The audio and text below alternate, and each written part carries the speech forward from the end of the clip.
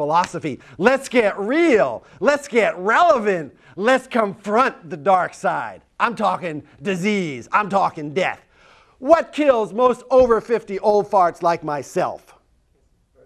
Cancer, heart attack. Thank you. What about for young people? What's the leading cause of teen deaths?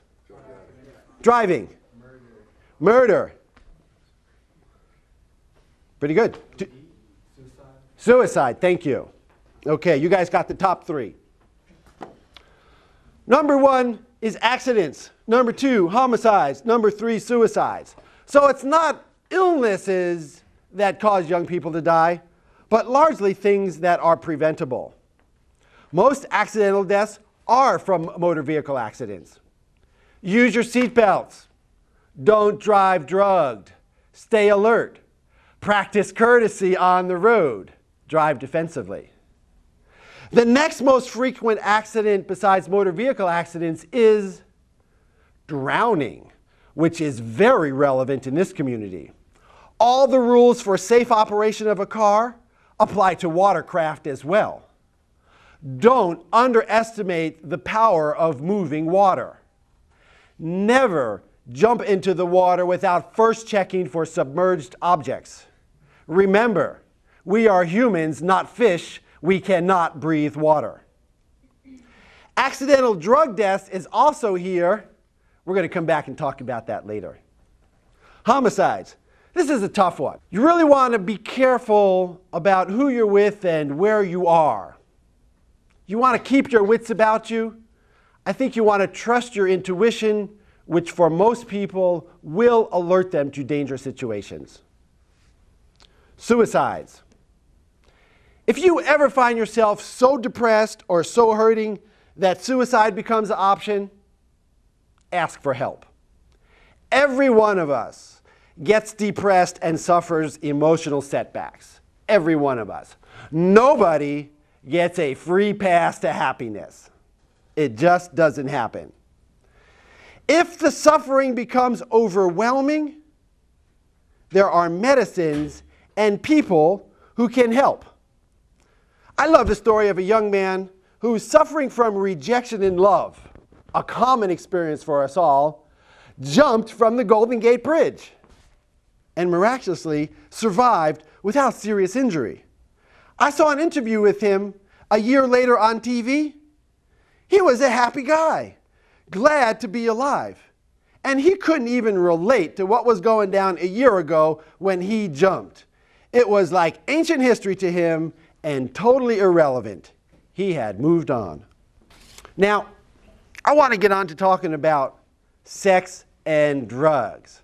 For the record, let me state clearly, I do not encourage teens to use drugs or engage in sexual activity. Please, don't misinterpret my talking about these things as encouraging your participation. I am merely providing information that might come in handy if you find yourself considering these activities. You guys ever hear the rule of some snot? No? That's because I made it up. No matter what activity the brain conceives of, some people's going to do it and some's not. Let's do the sex stuff first. Now, friendliness, that feels good. Hugging and kissing, oh yeah, that feels really good. And it just keeps on getting better. Hey, that's the way God made us. Sex feels good. But you got to remember, that's also the way that you make babies. And I'm not going to dwell on that because you all know that, but it's important to remember. And sad to say, there is the danger of contagion. VD. Oops. I'm old-fashioned, accept my apologies. VD, venereal disease. That's what it was when I was a kid. Nowadays, what do we call it? STDs for sexually transmitted diseases. Can you name some? AIDS. Gonorrhea, syphilis. Herpes. Genital warts. Crabs. I love it. Every time I give this talk, someone says a contagious sexual disease that's not on the list I wrote. you can get crabs or pubic lice by sexually transmitted activities. You can get scabies, you can get hepatitis. This is not a complete list, but it covers your main ones. HIV, human immune deficiency virus, the cause of AIDS. Is it treatable? Somewhat. Is it curable? Not usually. Can you die from it? Sure can. Can you get it from a person who appears to be totally well and healthy? Yes. Herpes, another viral infection. Is it treatable? Yes, it is. Is it curable? Sometimes, but not usually. Does it kill you? Not usually. Gives you sores on your genitals that are real painful. Kind of come and go, here for a while, go away, come back again, usually in the same place. Real nuisance and unpleasant. And common. Way more than 10% of adults have genital herpes. Gonorrhea, a bacterial infection. This is generally completely treatable for cure if you get the right antibiotic. For guys, it's usually pretty apparent you got it because you get drip, pea soup oozing from the penis. For women, it's much more challenging because they often have no symptoms at all. Maybe a little pelvic pain, maybe a little bit of discharge, or maybe nothing much at all. Syphilis, another treatable one, bacteria, gives you big sores that surprisingly don't hurt. Looks like it should hurt, but it doesn't. Also gives you weird rashes that can be all over your body, including out the palms of your hand, which is very distinctive and unusual. Untreated syphilis, you may not die, but it can make you crazy. And no, that is not what happened to me. Next, venereal warts. These are so cute. I love them. Growing little broccolis and cauliflowers on your genitals. You can have them treated by the doctor if you don't want to harvest them for your salads. Lastly, chlamydia. This is probably the most important. Why? Because it is the common one in young people.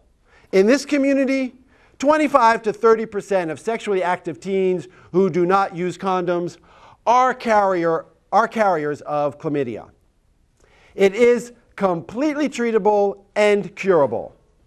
Unfortunately, it also doesn't have much in the way of symptoms. It's hard to know you got it. You can't really tell that you're sick. But unfortunately, in both men and women, it can cause scarring of internal tubes, resulting in sterility, meaning you lose your ability to reproduce. No can make babies no more. Kind of a tough situation, because if you don't know you're sick, how do you decide to go get treatment? You don't find out something is wrong until years later when no can make babies. 1 out of every 6 married American couples is infertile, and this is sometimes the cause. Now, the obvious way to avoid dealing with all these hassles is what? Abstinence, yes. Stop short of snuggling in. If you're gonna penetrate, be sure to use a condom. Birth control pills, diaphragms, IUDs, cervical caps, they all can help prevent pregnancy. They do nothing to prevent sexually transmitted diseases. Now, women are very vulnerable here because using a condom requires that the male partner do it right. Some of the basic rules. First, got to get the condom